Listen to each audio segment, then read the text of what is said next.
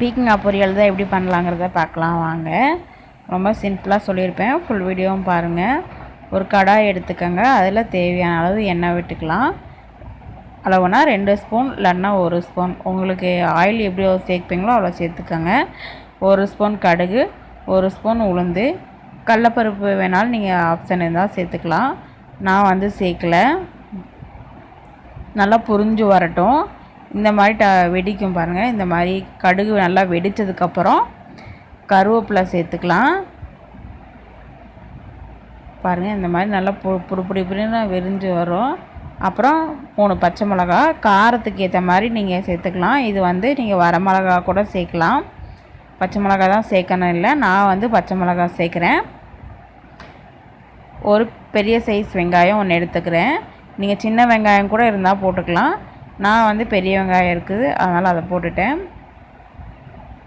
நல்லா வதக்கி விட்டுக்கலாம். நல்லா பொன்னிறமாக வதங்க விடுங்க. இது மாதிரி லைட்டாக கிண்டி விட்டுட்டு அப்படியே விட்டுட்டிங்கன்னா கொஞ்சம் அப்படியே வதங்கிடும். இப்போ நம்ம பீக்கங்காய் பொடி பொடியாக நறுக்கி எந்த சைஸுக்கு உங்களுக்கு வேணுமோ அந்த சைஸில் நீங்கள் பொடி பொடியாக நறுக்கி நல்லா அலசி எடுத்துக்கோங்க. எடுத்து இப்போ அதை நம்ம போட்டுக்கலாம். போட்டுட்டு எல்லாத்தையும் நல்லா கிண்டி விட்டுக்கோங்க. அடுப்பு வந்து ஸ்லோவில் வச்சுக்கோங்க, ரொம்ப ஹையாலாம் வைக்க வேண்டாம். தேவையான அளவு உப்பு எடுத்துக்கோங்க. உங்களுக்கு எவ்வளோ உப்பு வேணுமோ அந்தளவுக்கு நீங்கள் உப்பு போட்டுக்கோங்க. போட்டு விட்டுட்டு நல்லா கிண்டிக்கோங்க. இதுக்கு நீங்கள் தண்ணியெல்லாம் எக்ஸ்ட்ராலாம் சேர்க்க வேணாம். நம்ம காய் அலசின அதுலேயே இருக்கும் தண்ணி.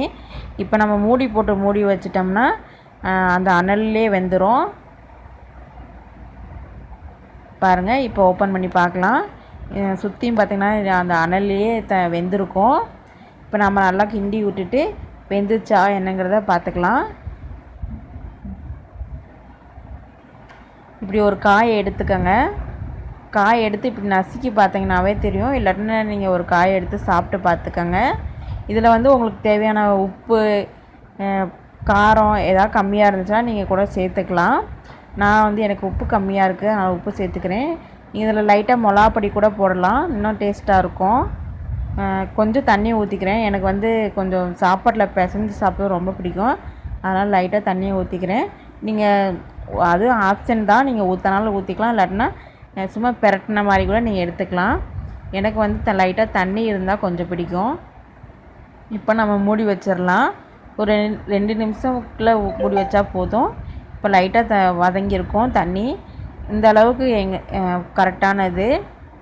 இதில் வந்து நீங்கள் தேங்காய் பூ போடுறனாலும் போட்டுக்கலாம், நான் தேங்காய் பூ போடல. வெந்துருச்சு. இப்போ ஆஃப் பண்ணிக்கலாம். பீக்கங்காய் பொரியல் ரெடி ஆயிடுச்சு. நீங்களும் இது மாதிரி செஞ்சு பாருங்கள். இந்த வீடியோ பிடிச்சினா மறக்காமல் லைக் பண்ணிடுங்க, ஷேர் பண்ணுங்கள், கமெண்ட் பண்ணுங்கள், சப்ஸ்கிரைப் பண்ண மறந்துடாதீங்க.